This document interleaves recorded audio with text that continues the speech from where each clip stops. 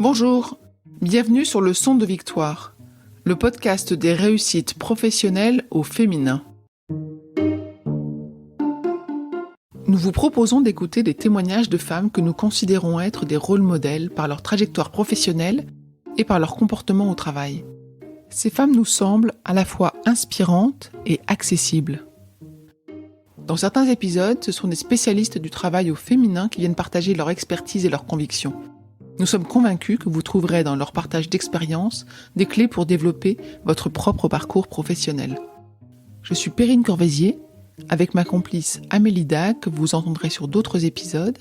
Nous avons fondé Human Learning Expedition ou HLX. HLX est le cabinet de conseil et de coaching qui accompagne les réussites professionnelles, individuelles et collectives en cultivant les comportements qui mènent au succès. En parallèle de ce podcast, et également sous le nom de Leçon de Victoire, HLX propose une offre de modules d'auto-coaching audio-guidé adaptés aux situations concrètes que les femmes sont amenées à rencontrer dans leur vie professionnelle. Rendez-vous sur le site leçondevictoire, toutattaché.com pour voir en détail comment nous aidons les femmes à dépasser les difficultés qu'elles rencontrent au travail et à se réaliser pleinement. Ça, c'était nous. Et vous qui écoutez le podcast Leçon de Victoire, vous avez un rôle très important si vous aimez ce que vous entendez, celui de faire rayonner ce podcast. Parlez du podcast Leçon de Victoire autour de vous. Commentez et notez cet épisode avec les fameuses 5 étoiles qui permettent d'inspirer encore plus de femmes, de les guider dans leur évolution professionnelle, de leur signifier qu'elles ne sont pas seules à rencontrer des difficultés dans leur carrière de femme et de leur soumettre des comportements inspirants. Place maintenant à l'invité de cet épisode. Il y avait une condescendance de ces Anglais Oxbridge vis-à-vis de moi qui était incroyable et qui m'a pas mal agacée, qui m'a pas mal freinée. Plus, je suis un bonnet de nuit. Plus, j'avais des jeunes enfants. Je ne vais pas au pub le soir après le boulot. Or, c'est là que se font les connexions, c'est là que se font les promotions, et donc ça m'a desservi.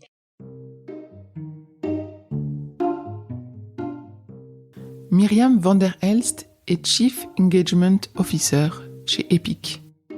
Epic est une start-up philanthropique fondée par Alexandre Mars qui œuvre à changer les trajectoires des enfants et des jeunes défavorisés à travers le monde. D'Angleterre, où elle habite depuis la fin de ses études, Myriam a lancé Epic en Europe et travaille à présent à son essaimage mondial. Positionnée entre les donateurs et les associations, Epic est un service gratuit et expert pour maximiser l'impact. Avoir de l'impact, c'est justement ce que Myriam cherche à obtenir au quotidien, avec détermination, consciencieusement, en investissant son temps, son énergie, sa force de conviction et son engagement. Si elle y arrive aussi bien, c'est sûrement qu'elle est habitée, comme elle dit, par le sens de son action, par l'enjeu réel et impératif.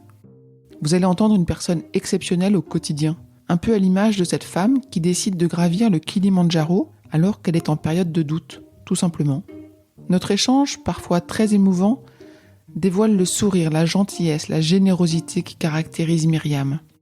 Je suis heureuse de vous proposer d'écouter cet épisode du podcast Leçon de Victoire consacré à celle, allez je vous dis tout, qui était mon premier rôle modèle quand j'avais 15-16 ans. Je suis tellement heureuse de l'avoir retrouvée et tellement fière de vous livrer cet épisode. Bonne écoute! Bonjour Myriam. Bonjour Perrine. Alors, Myriam, je vais te replonger en enfance. Est-ce que tu te souviens de ce que tu voulais faire quand tu étais toute petite? Ah, bien sûr, je voulais être commissaire de police. De police. Ouais. Et pourquoi? La justice. C'est marrant parce que le métier que je fais maintenant, c'est une histoire de justice. Je voulais protéger les faibles et rendre la justice, faut pas être commissaire, mais je voulais punir les méchants. Et tu as fait des études dans ce sens-là ou pas du tout? Pas du tout. Je crois que très vite, j'ai réalisé qu'il fallait faire des planques pendant la nuit et moi, je croyais qu'il fallait juste faire... qu'on allait rester dans son bureau. Donc, j'ai pas du tout fait du droit. En fait, longtemps, je ne savais pas ce que je voulais faire. Et donc, j'avais un comportement pas bonne élève. J'étais pas une bonne élève. J'étais une élève diligente et consciencieuse. Et en anglais, il y a un mot qui est adaptive navigation. Et qui est tout à fait ça, c'est-à-dire si je pouvais le faire, je le faisais. Donc c'est comme ça que je suis arrivée à Sciences Po, Parce qu'on m'a dit, il faut viser haut. Donc, j'ai visé haut, et puis je l'ai eu. Bon, j'y suis allée. Mais pendant longtemps, je savais pas ce que je voulais faire. Donc, aujourd'hui, quand tu te retrouves dans une réunion où personne ne te connaît, arrive ton tour de te présenter. Oui. Qu'est-ce que tu dis? Alors, pour pas que j'ai l'air trop prétentieuse, quand même, j'arrive de Londres, ça fait 29 ans que j'habite en Angleterre, donc j'utilise des mots anglais, parfois c'est de la paresse intellectuelle, parfois c'est parce qu'il n'y a pas le mot. En ce moment, je suis Chief Engagement Officer à Epic, qui est une start-up philanthropique internationale. Et je le fais à partir de mon bureau de Londres, mais tel un drone, jusqu'au Covid, je me promène à travers toute l'Europe. Et qu'est-ce qui te fait lever le matin? Qu'est-ce qui te motive dans cette mission aujourd'hui? J'ai trouvé mon destin. Je pense que j'appartiens à une génération où longtemps la philanthropie n'était pas perçue comme une carrière, et toujours comme je suis consciencieuse et que je suis là où on m'attend, j'ai commencé par une carrière très traditionnelle. Ce que d'ailleurs je trouve absolument merveilleux avec la nouvelle génération. Donc moi j'ai 50 ans, la génération des 20 ans, c'est une carrière, et en plus ils l'envisagent, ils y pensent, ils ont envie. Donc pourquoi je me lève le matin? Parce que je suis convaincue que j'ai un véritable impact sur des enfants qui souffrent ou qui sont en galère. C'est incroyable comme sentiment. La fondation Epic, elle intervient dans quel domaine? Tu peux peut-être nous le préciser maintenant. Donc Epic, c'est pas une fondation? On est un fonds de dotation. Au début, quand on s'est lancé, on disait Epic Foundation, et puis maintenant, on a envie de dire qu'on est au-delà de ça. On est un mouvement. Donc Epic, avec des bureaux à New York, Paris, Londres, Bruxelles, etc. On s'occupe d'être un intermédiaire extrêmement professionnel de connexion entre des entreprises sociales ou des assos qui vont être incroyables en termes d'impact et qui s'occupent des enfants de 0 à 29 ans.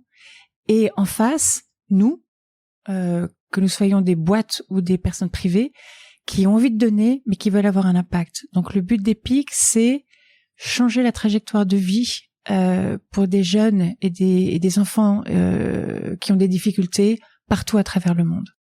Ça va sur les aspects alimentaires, éducation, ou vous avez des domaines quand même de prédilection? Non, on est laïque et on n'a pas de domaine de prédilection.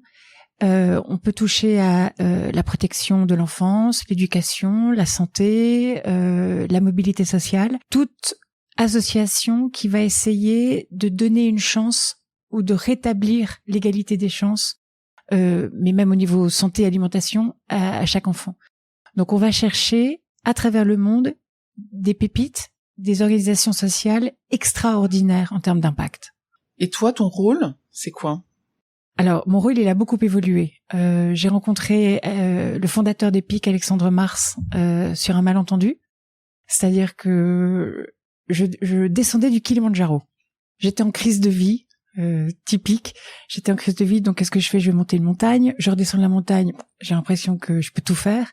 Et je rencontre quelqu'un qui travaille avec Alexandre Mars, parce qu'à l'époque, je sais que je veux travailler dans le caritatif. Donc j'ai 40 ans à ce moment-là, ou un peu plus de 40 ans, et il m'est arrivé plein d'emmerdes peu de temps avant.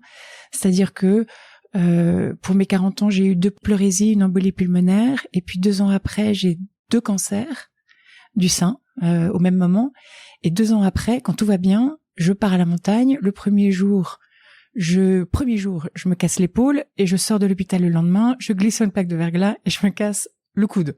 Et bizarrement, l'immobilité avec les 2 bras a été plus humiliante et plus inactive que les cancers. C'est-à-dire que jusque-là, j'ai été on avance, on continue, rien ne nous arrête. Les cancers, les doigts dans le nez, tu vas voir, je me les fais, on vit. Et puis l'immobilité des 2 bras, alors là c'est terrible parce que dépendance totale, très humiliant avec mes enfants qui ont dû faire des choses qu'ils ne devraient pas faire. Et là, je me dis, mon ange gardien m'envoie quand même des messages de plus en plus forts. Manifestement, je n'écoute pas. Qu'est-ce que mon corps est en train de me dire? Et je me dis, et si je meurs? Parce que là, ça fait quand même, j'utilise pas mal de vie, comme un chat, embolie pulmonaire, machin. Et c'est pas une histoire de legacy, j'en ai rien à faire de qu'est-ce que j'ai laissé derrière moi. Je suis dans le présent. qu'est-ce que j'ai fait? À quoi ai-je servi? Qu'est-ce que j'ai rendu à la vie? Je suis née dans une famille compliquée, une famille compliquée, mais je suis née dans une famille aimante. J'ai fait des belles études. Je fais probablement partie des 5% des personnes les plus privilégiées de la planète. Mais qu'est-ce que t'as fait si tu meurs? T'as rien donné, t'as rien fait. T'as travaillé dans la pub.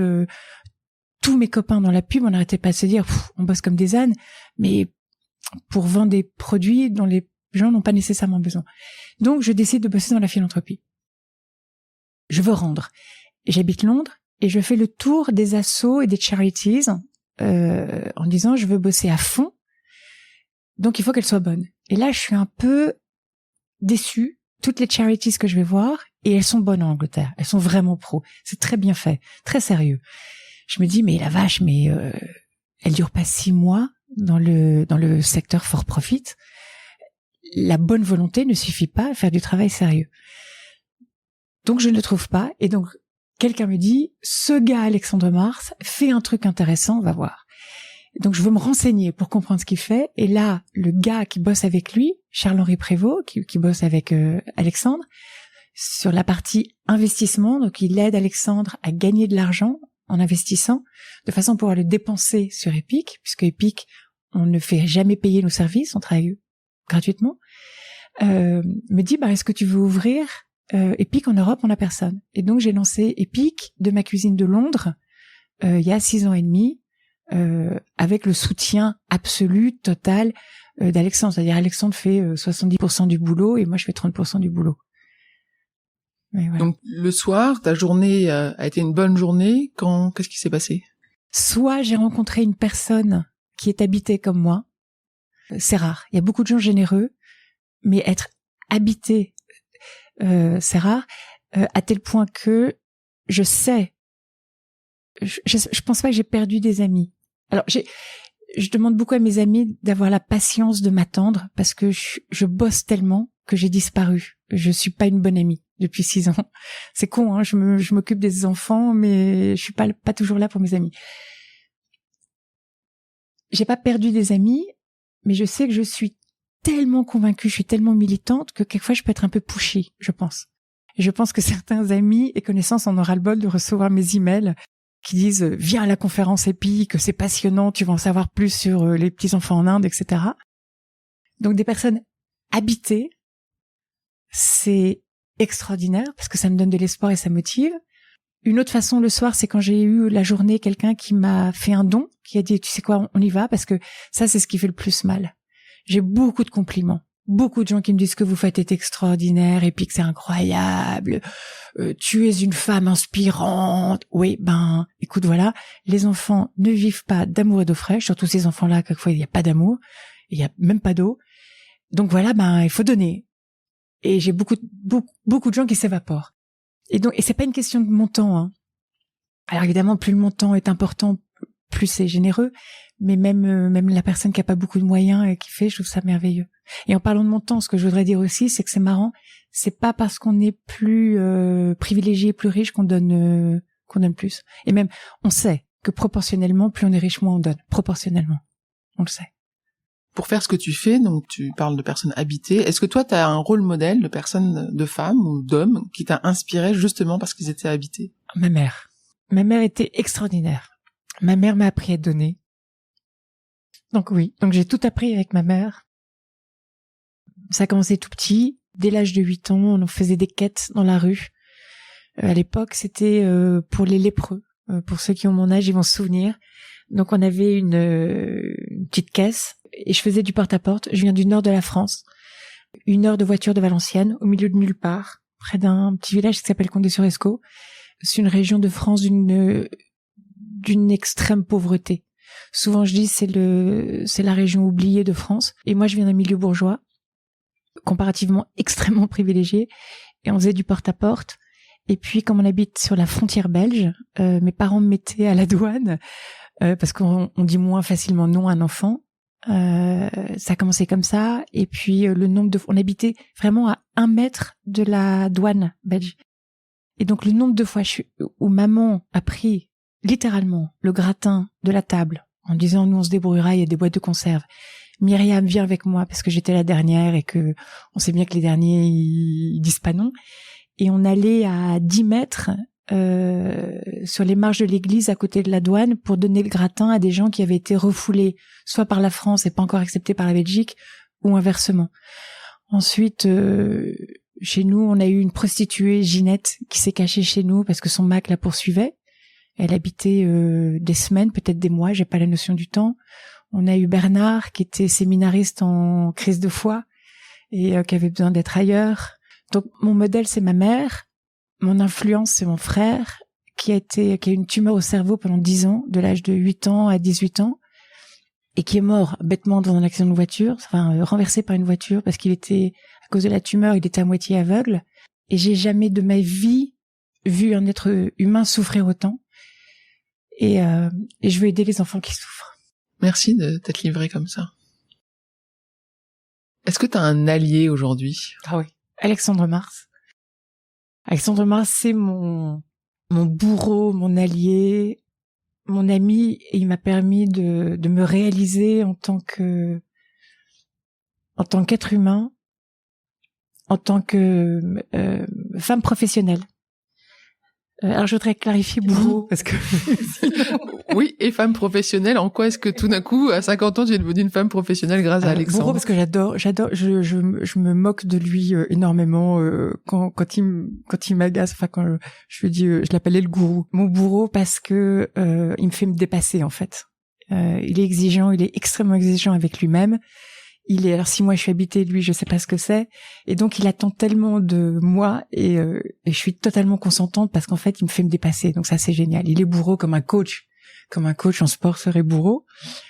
Femme professionnelle parce qu'en fait je ne m'étais jamais réalisée professionnellement jusque-là.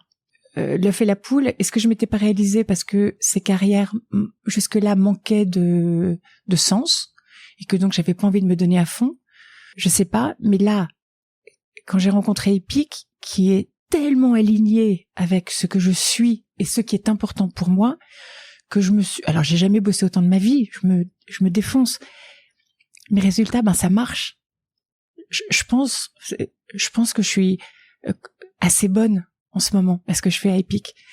Et donc, je me réalise professionnellement. En plus, grâce à Epic, je fais des rencontres absolument incroyable.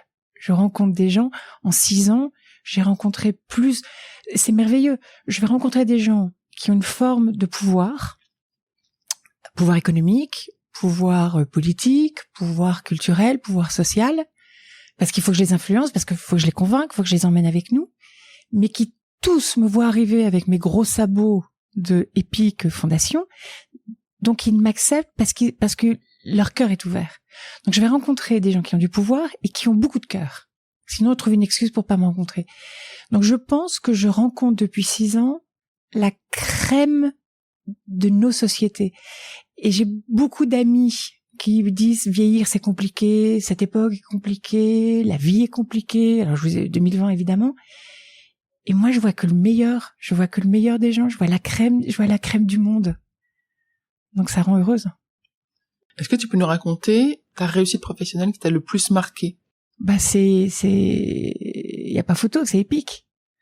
Est-ce qu'il y a un moment particulier de ton aventure épique qui a été marquant, gravé dans ta mémoire? Est-ce que tu as exprimé de la fierté vraiment? Ah, il y en a un qui est rigolo. Cet homme qui a très très bien réussi professionnellement et qui est assez jeune exprime un intérêt dans Epic et ensuite annule 7 rendez-vous. Dont j'étais dans le métro et je me dirigeais vers son rendez-vous. C'était ici à Paris. 7 rendez-vous, il faut vraiment le vouloir parce que normalement au bout du 2e rendez-vous, on laisse le gars tranquille en disant il a pas faim. Et ça c'est un peu Alexandre Mars aussi. J'ai appris à pas avoir peur. Il dit toujours 100% des gagnants ont tenté leur chance.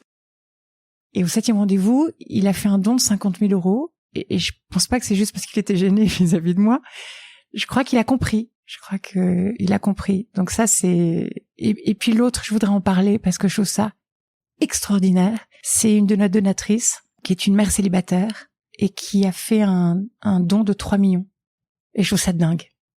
Je trouve ça absolument dingue parce que je rencontre beaucoup de personnes beaucoup plus riches qu'elles. Alors évidemment, 3 millions, c'est pour pouvoir donner ça, c'est incroyable, c'est on fait partie des 0,5% de la population. Mais encore, je trouve ça incroyable. Mère célibataire. On a toutes les raisons d'avoir peur, de se sentir responsable de cet enfant, de vouloir, etc.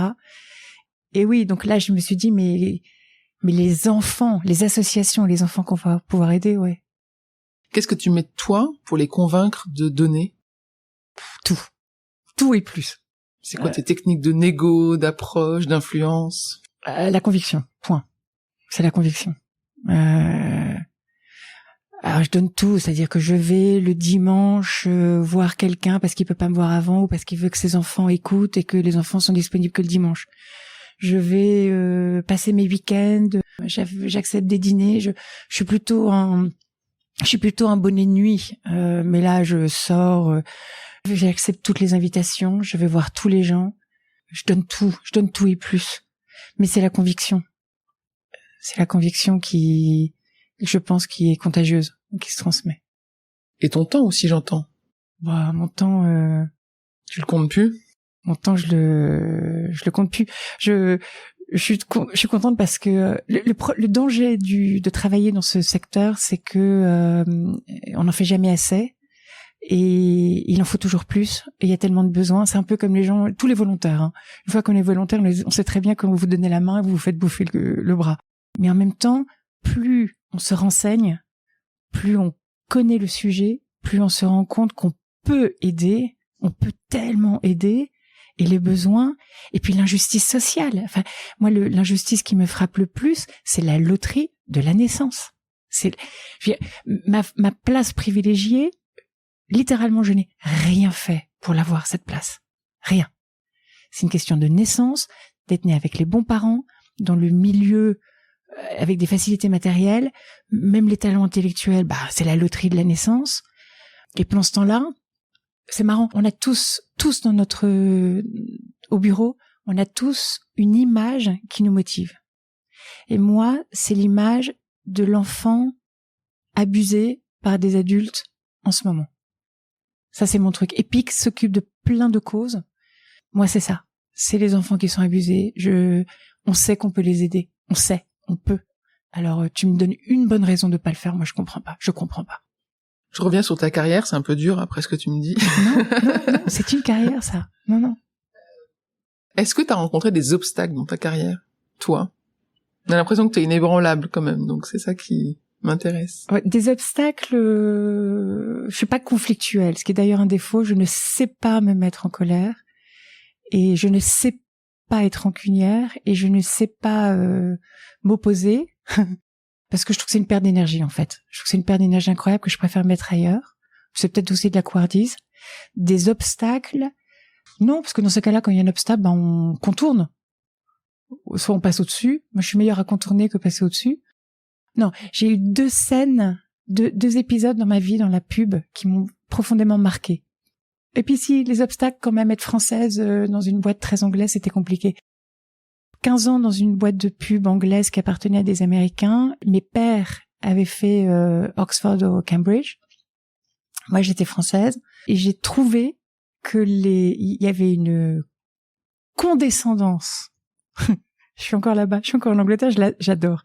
Une condescendance de ces Anglais Oxbridge vis-à-vis de moi qui était incroyable et qui m'a pas mal agacée, qui m'a pas mal freinée. Plus, je suis un bonnet de nuit, plus j'avais des jeunes enfants, je ne vais pas au pub le soir après le boulot, or c'est là que se font les connexions, c'est là que se font les promotions, et donc ça m'a desservi.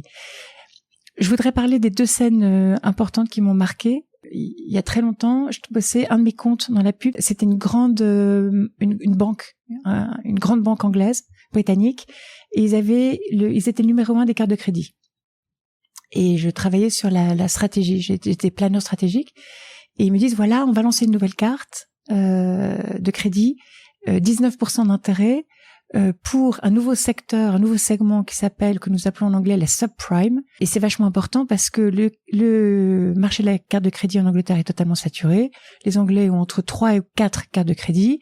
Il y a un compétiteur qui s'appelle Capital One qui est en train de prendre le marché. Donc on y va. Et je me souviens pendant cette réunion de m'être dit, c'est mon devoir de citoyen de faire l'imbécile.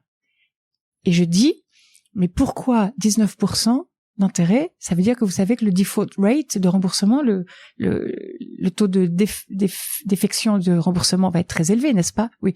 Alors pourquoi on donne une carte de crédit à 19% à des gens qui sont déjà dans la mouise? Et là, il m'a regardé en disant, madame Myriam Machin, nous ne sommes pas dans la philanthropie. Et moi, j'ai vraiment pensé, je ne suis pas dans le bon métier. Et puis le deuxième épisode, je travaille pour une boîte de skincare, en l'occurrence que j'adorais, c'est une super bonne boîte. Elle me dit voilà, nouveau produit, ça va être un gel nettoyant pour le visage, pour les petites jeunes filles de 14 ans qui ont le nez qui brille. Donc un gel nettoyant pour les filles qui ont le nez qui brille. Je fais toute ma recherche, ma data market research, et je me rends compte que les jeunes ados n'ont aucune conscience, les chiffres sont très bas, d'avoir le nez qui brille. Et donc, j'ai dépensé mon énergie, mes compétences et mon intelligence à créer une campagne de communication et de pub pour lancer un produit qui allait rajouter un nouveau complexe à des ados qui ne l'avaient pas. Celui-là, ils ne l'avaient pas encore. Et de nouveau, je me suis dit, non mais, là, je suis pas dans le bon métier. C'est pas des obstacles, ça a été des moments charnières. Et est-ce que le fait d'être une femme dans ta carrière a été un sujet? Est-ce qu'il y a des moments où tu t'es dit, ça m'arrive parce que je suis une femme, alors en bien ou en mal? Ah bah oui. En mal peu. Je le vis plutôt comme un avantage. Une scène à hurler de rire, mais moi j'en étais fière. Toujours dans la pub, un compte à 80 millions, et je suis le lead de l'équipe qui va faire le pitch. Et donc je viens à la réunion, ils viennent des États-Unis, ils viennent de partout, etc. Ça se passe à Londres. Il y a 15 personnes dans la pièce. Et puis comme je suis plutôt sympa, je fais les cafés. Enfin, je suis polie en plus. Mes parents m'ont dit, donc je fais les cafés, je fais petits biscuits, je prends le manteau, je mets, etc. Et au moment de commencer la réunion, je me lève et puis je parle et puis je commence à dire voilà. J'ai vu, parce que je crois qu'il y avait 2 femmes. Effectivement, il y avait 2 femmes dans la salle. J'ai vu la tête des gars et ils regardaient à droite à gauche. Mais pourquoi l'assistante va nous présenter la stratégie? Et en fait, j'ai adoré. Et je pense que c'est un atout finalement. C'est un atout parce que c'est un effet de surprise extraordinaire. Après, je pense que c'est un atout parce que moi, j'utilise beaucoup mon sourire, ma gentillesse et mon charme pour obtenir ce que je veux. Et parce que je trouve que la gentillesse, c'est une qualité, et que être gentil, bon. Alors, je suis encore naïve. Quelquefois, je me rends compte quand il y a des malentendus. D'abord, je sais que je dois contrôler cette tendance que j'ai. Je suis une vendeuse là. Moi, je lève de l'argent, donc je vais avoir une tendance à être particulièrement aimable et à être très gentille. Donc, j'ai une conscience que je dois gérer ça avec les hommes. Je dois faire gaffe à ne pas en abuser et ne pas déplacer le terrain sur le territoire de la séduction. C'est pas correct et ça se retournera contre moi et ça fera du mal à Epic. Mais encore maintenant, j'ai pensé hier matin en traversant la rue et je me dis mais t'es bête. Je me suis tapé 2 meetings, dont un déjeuner vendredi dernier avec un gars, et je l'ai pas vu venir, quoi. Alors, ce qu'il faut, c'est le retourner, et puis hop, aller lui prendre son argent, et puis le donner aux petits-enfants. On va essayer. J'imagine que dans la philanthropie, il y a beaucoup de femmes. Beaucoup. Est-ce que tu sais pourquoi? Qu'est-ce que t'en penses? Alors, on sait statistiquement que les femmes ont une propension, enfin une probabilité de 40% fois plus de données que les hommes. Malheureusement, elles donnent des petits montants. Et ça, je le vois totalement. C'est magnifique, enfin magnifique dans un sens ironique. Les grosses sommes sont données par les hommes. Est-ce que les femmes ne s'arrogent pas le droit, ou est-ce qu'elles n'ont toujours pas accès aux grandes dépenses? Nos grands dons, c'est quand même beaucoup les hommes. Ça, c'est côté donateur, mais c'est les femmes qui donnent plus. Pourquoi les femmes travaillent plus dans la philanthropie? Alors, il y a un changement, c'est magnifique, magnifique. On a de plus en plus, on a beaucoup de CV des jeunes, cette nouvelle génération. Beaucoup de CV de jeunes hommes EPIC, on n'a pas 50-50, mais on a un bon mix, sauf au bureau de Londres. On se lamente parce qu'on a que des femmes au bureau de Londres. En même temps, c'est plus pratique pour changer de fringues sans devoir se cacher, parce qu'on n'arrête pas de se changer. On met les baskets, on met les talons, on met la jupe, on met les machins. Mais sérieusement, pourquoi il y a plus de femmes? Alors là, c'est de la psychologie de café du commerce. Moi, je pense qu'il y a naturellement, je pense qu'on porte les enfants et que j'imagine que ça crée une propension à l'empathie un peu supérieure, même si on n'a pas eu d'enfant. Je pense que c'est un destin, souvent. Et puis après, je pense qu'il y a de la socialisation. C'est la socialisation des sexes. Toi, petit garçon, on va te donner des grues, et toi, la petite fille, tu vas avoir la poupée. Mais la poupée, faut que tu lui donnes à manger. Donc, c'est les deux. Donc, tu vois des jeunes hommes postuler de plus en plus. Ah oui. Et en parlant des jeunes, justement, plutôt des jeunes femmes, tant qu'à faire, si on peut les aider, qu'est-ce que tu aurais envie de leur donner comme conseil? Celles qui débutent leur carrière, alors dans la philanthropie ou pas, qu'est-ce que tu as envie de leur dire? Alors, il y a un conseil qu'on m'a jamais donné, qu'est-ce que je regrette, c'est le réseau. On m'a jamais appris ça. C'est incroyable, la puissance du réseau. Et ça veut dire quoi? Par exemple, j'ai tendance à me prendre d'amour pour les stagiaires. Et je reste très longtemps en contact, etc. Et ce que je leur dis toujours, c'est prends-moi comme mentor. Parce qu'on voit bien qu'on s'entend bien. Prends-moi comme mentor. Demande-moi d'être ton mentor. Et dans tous tes boulots, quand tu vois quelqu'un que tu aimes, dis-lui voilà, je trouve que ce que vous faites est fabuleux. Est-ce que vous accepteriez d'être mon mentor? Trouve-moi quelqu'un qui est pas touché et flatté qu'un jeune lui dise ce que vous faites est génial. Est-ce que vous voulez être mon mentor? Donc là, ça te fait des parrains et tu te crées un réseau de parrains. Et puis réseau, ça veut dire, quand tu rencontres quelqu'un, un meeting ou je sais pas quoi, t'envoies un email le lendemain, t'as établi un contact et tu t'appropries cette personne et tu la fais entrer dans ton réseau. LinkedIn, moi je trouve qu'il faut être très présent, liker, envoyer, encore mieux si tu fais un petit commentaire, etc., sans être envahissant. Ça, le réseau, je trouve que c'est absolument incroyable. L'autre truc, il y a pas photo, faut bosser, hein. Faut travailler. Le troisième que j'ai appris avec EPIC, c'est le culot. Et ce que j'ai appris avec EPIC, c'est que quelquefois il y a des gens qui vont être un peu. Tu peux pas plaire à tout le monde. Et c'est très dur, je trouve. Il faut être très bien en sa peau pour accepter. Tu disais, t'as 50 ans. Ouais. Honnête, 53. Non, 50 ans. Tu bosses beaucoup. Comment est-ce que tu te ressources? Comment est-ce que tu tiens? Comment est-ce que tu es endurante? La solitude. La solitude t'aide à tenir. Ah oui, incroyable. Il faut que je sois seule. Je donne tellement de moi que j'ai besoin beaucoup d'être seule, de me ressourcer et comme en plus je suis d'une nature extrêmement empathique, je vais chercher les émotions. C'est pour ça que les zooms m'épuisent. C'est que même en face à face, je vais chercher les émotions. J'ai besoin de comprendre si la personne en face de moi est bien, si ça se passe bien pour elle, etc. Donc c'est épuisant. Donc la solitude, je fais du yoga là depuis le confinement, 1 heure de yoga tous les matins, c'est fabuleux. Faut la trouver l'heure. Hein. Oh, ça c'est que bon. Vive le confinement à ce niveau-là. Et la télé. J'adore la télé. C'est débile, mais je sais pas. En fait, ça me vide l'esprit. On arrive à la fin de l'entretien. Est-ce qu'il y a une question que je t'ai pas posée à laquelle tu aurais aimé répondre? Oui. Qu'est-ce que l'impact que ça a sur mes enfants? Quand je bossais dans la pub, un jour mon fils de 13 ans, il m'a dit mais maman, tu fais quoi en fait? Ton métier c'est quoi? Ça sert pas à grand chose. Et il m'a vexé comme un pou. Et ça m'a vraiment motivée.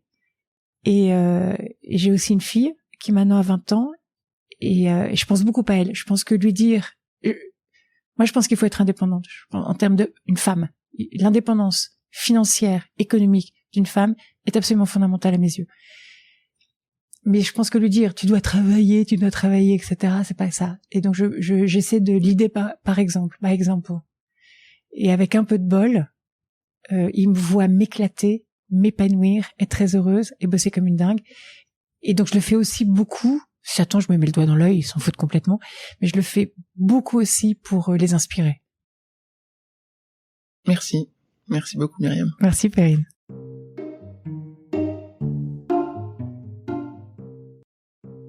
J'espère que vous avez apprécié ce podcast autant que nous avons aimé le préparer pour vous. Abonnez-vous au podcast Le Son de Victoire sur votre plateforme d'écoute habituelle. Vous serez ainsi notifié des nouveaux épisodes et retrouvez Le Son de Victoire sur le compte Instagram du même nom. Le Son de Victoire est proposé par Human Learning Expedition ou HLX, qui a également produit Talents Précieux, le podcast de la réussitologie. Pour en savoir plus sur HLX, connectez-vous sur humanlx, humanlx.com ou suivez-nous sur LinkedIn. N'oubliez pas de vous rendre sur le site leçondevictoire.com pour découvrir notre offre de modules d'auto-coaching audio guidé adaptés aux situations concrètes que les femmes sont amenées à rencontrer dans leur vie professionnelle, que ce soit pour vous ou pour vos amis, vos collègues ou les femmes de votre équipe. Si vous aimez ce podcast, le meilleur moyen de le soutenir est de laisser un avis 5 étoiles et un commentaire sur Apple Podcast ou sur votre plateforme d'écoute et d'en parler autour de vous. Cela permettra à d'autres de le découvrir également. Je compte sur vous. Merci pour votre écoute et à bientôt.